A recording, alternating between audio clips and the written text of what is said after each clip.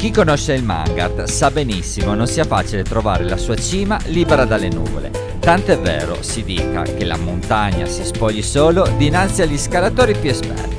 E dato che per buona parte della giornata, per non so quale ragione, ho pensato di storpiarne il nome aggiungendo una A sul monte Mangarat. Stiamo scendendo dal Mangarat, stiamo rientrando dal Mangarat, beccandomi giustamente dell'asino da tutti.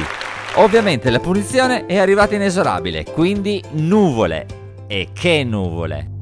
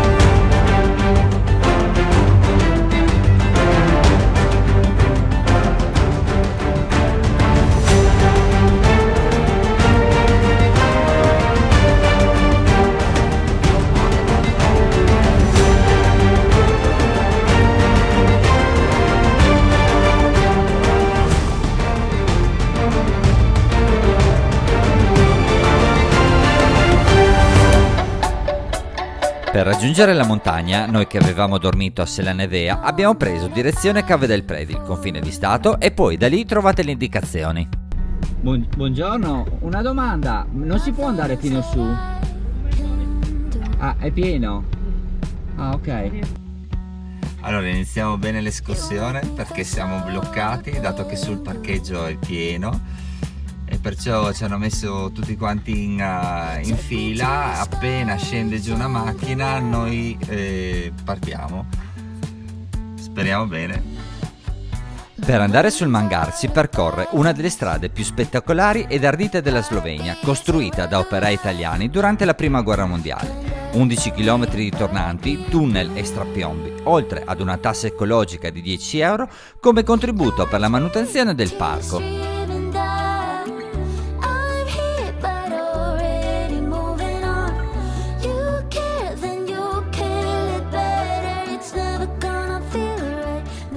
Il trekking che ci porta al Mangar, da non confondersi con la ferrata, è un percorso alla portata di tutti, che però non va assolutamente sottovalutato ed affrontato con l'attrezzatura adeguata.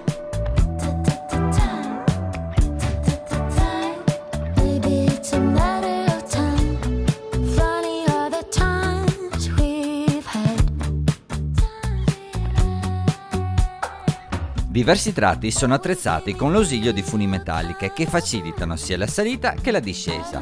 Noi non l'abbiamo usato perché non l'avevamo e ce lo siamo regalati nei giorni successivi, ma riteniamo utile l'uso del caschetto visto che gran parte del percorso è su roccia e non mancano le cadute di piccoli massi.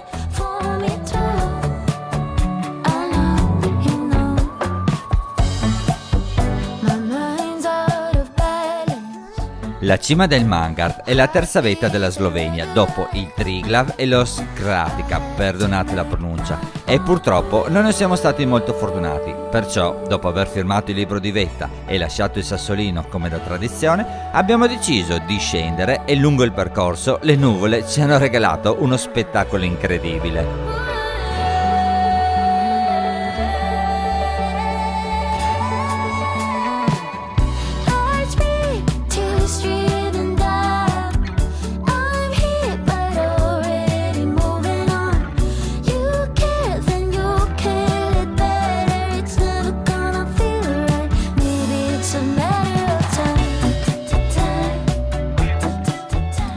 Nel prossimo episodio vi porteremo sul Monte Robon per un trekking che ha lasciato anche noi a bocca aperta.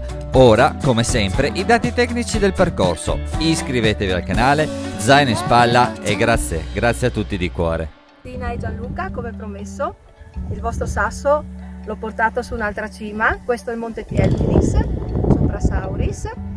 E vi saluto. Noi non possiamo che ringraziare Karen, che è stata gentilissima, ha trovato il sassolino e l'ha portato su un'altra vetta. Se lo trovate, mi raccomando, mandateci video che poi noi ve li pubblichiamo. Bene, ciao ragazzi, continuate così, mi raccomando.